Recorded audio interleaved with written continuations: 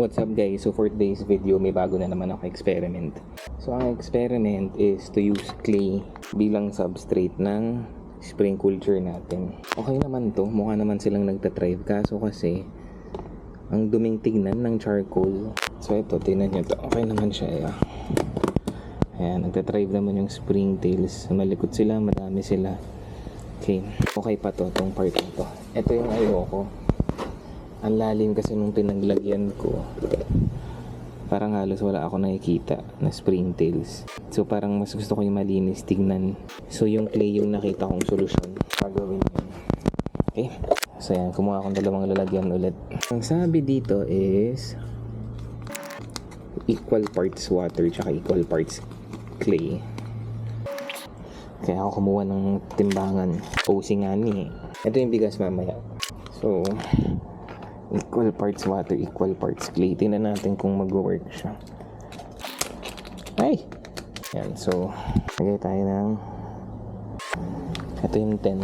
Parang kulang to. Nagdagan natin. Ito yung 20. 20. Medyo kukulangan pa rin ako. 30.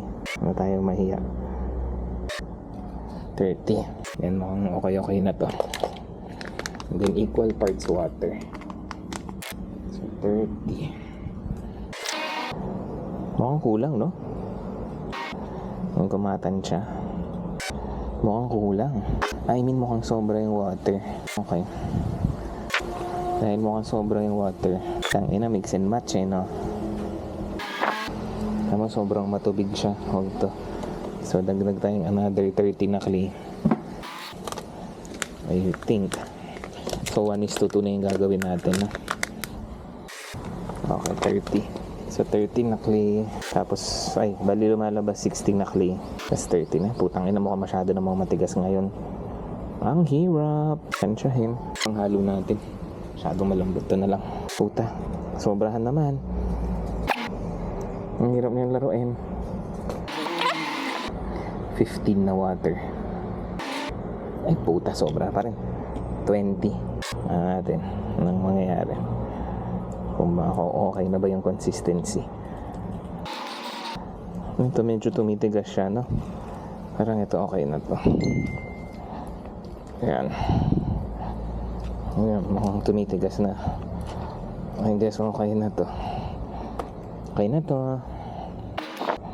Alamin lang natin yung tubig doon. Actually medyo ano pa rin siya. Malapot-lapot pa rin. Pero hindi ko alam kung magta-drive dito Ayun, may mga buo-buo pa sa ilalim. Tagahaluin pa natin. Tayo natin tumigas ng konti. Yan natin ang chance na tumigas siya. Kung hindi, dadagdag pa tayo ng konting clay. Ayan, mukhang tumigas naman na siya. Ipaset lang natin ng konti. Ayan, mukhang tumitigas naman.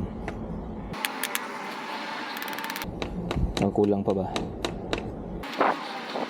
Ayan, mukha naman tumigas, no? Ayan siya ngayon. Ganyan yung consistency niya. Which is hindi, pero tumatapon pa din siya Kaya tayong konti pa. Hirap na tantansyahin pala. Shit. Okay. Ano natin yan? Set lang natin ng konti yan. Hindi ako sure Pucha. Ang hirap pala din ito. Pero parang hindi ko kailangan ng timbangan dito. Mas importante yung tansyahan. Di pang clay. Sige. Medyo dry dapat siya Hirap. Ito mukhang sana. Mas meron pa rin sa gilid. Mukhang okay na ito. Hindi na masyadong yung tubig.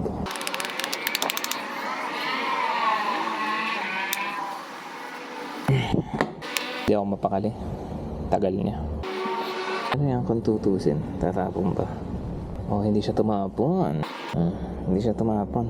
Ang kaya naman ng dalawan to ng springtails. Okay. Ang kaya na to. Try natin. Transfer tayo. Iaalay natin. Hanap tayo ng alay. Ayan, nakakakilo sila. Okay, so okay naman. Ayan, tingnan nyo.